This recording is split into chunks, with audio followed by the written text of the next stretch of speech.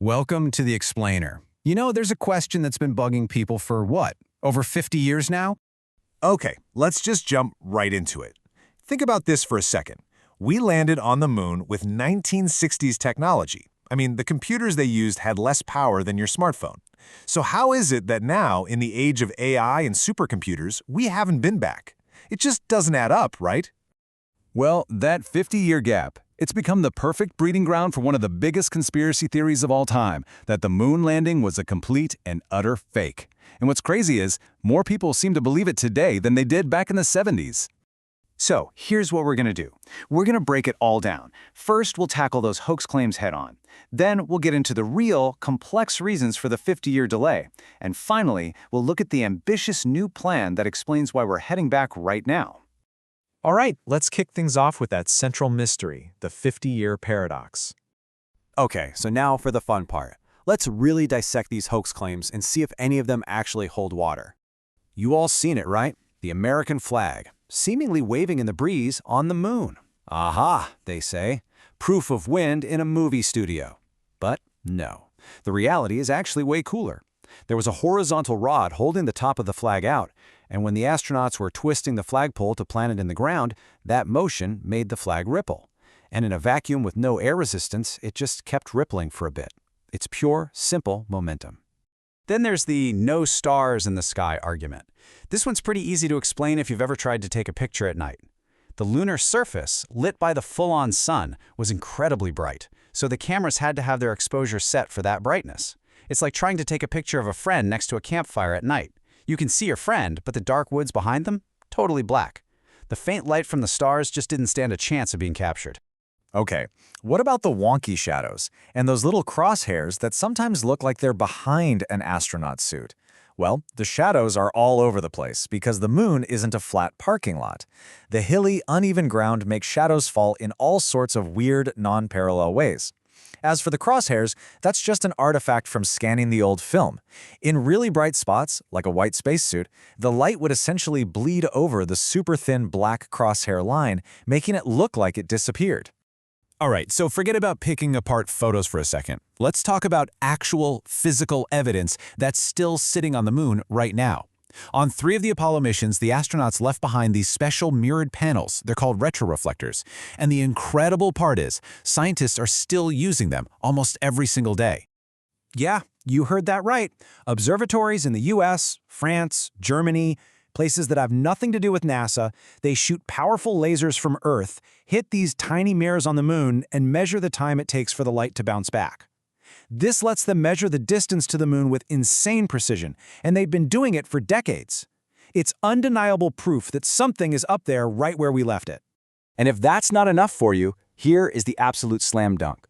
We're not just relying on 1960s evidence anymore. In just the last decade or so, space agencies from Japan, India, and even China have sent their own probes to orbit the moon. And what did they see?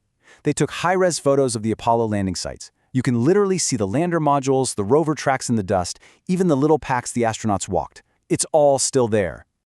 You know, the biggest proof might just be common sense. Back then, we were in the middle of the Cold War.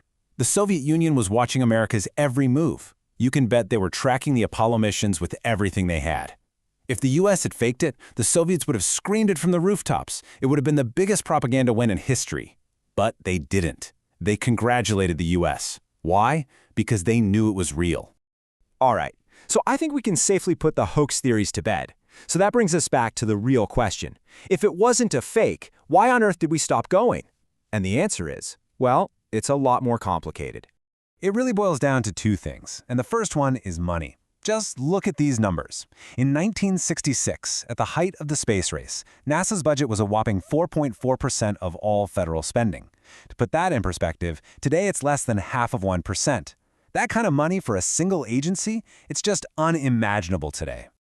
And the total price tag for the Apollo program, if you adjust for inflation, we're talking about $187 billion. It was a monumental investment, one of the biggest peacetime projects humanity has ever undertaken. So why the huge drop-off? Well, that brings us to the second reason, motivation. Let's be honest, Apollo wasn't just about exploring the cosmos. It was about beating the Soviets. It was a geopolitical race. And once Neil Armstrong planted that flag, the race was over. We had won. Almost overnight, the political will and the public interest just vanished. The money dried up, and NASA's focus shifted to things that were cheaper and closer to Earth, like the Space Shuttle program. But that was then. The story doesn't end there, because now we are going back, and the way we're doing it this time is a whole different ballgame. If Apollo was a sprint, the new program, Artemis, is a marathon. The goal isn't just to plant flags and footprints and come home. This time, it's about staying. We're talking about building a sustainable, long-term base on the moon. And it's not just the US, it's an international effort. The big idea? To use the moon as a training ground, a sort of gateway for our ultimate destination, Mars. And you know, that 50-year break wasn't wasted time. It gave us a chance to actually study the moon and realize just how incredibly hostile it is. We're talking about relentless radiation, crazy temperature swings from boiling hot to freezing cold, and the lunar dust. It's not like beach sand. It's super fine, but it's also sharp like tiny shards of glass that can shred equipment and lungs. So now we're using things like AI and advanced robotics to build solutions for problems we barely knew existed back in the 60s. Another huge change, this isn't just a government-run show anymore. We're seeing the birth of a real lunar economy. NASA is partnering up with private companies, like SpaceX, to build the landers and the rockets. The ultimate goal is to become self-sufficient, to live off the land by mining resources like water ice that we've discovered at the moon's poles. Imagine creating your own rocket fuel and oxygen right there on the moon. So at the end of the day, that 50-year gap, it wasn't a failure, and it certainly wasn't a hoax. It was a much-needed pause, a time for our technology to catch up, for our goals to get bigger, and for our entire approach to mature. Apollo was a sprint fueled by politics. Artemis is a marathon, driven by science and commerce, and it leaves us with one heck of a question to think about. Are we, finally, ready to live on another world?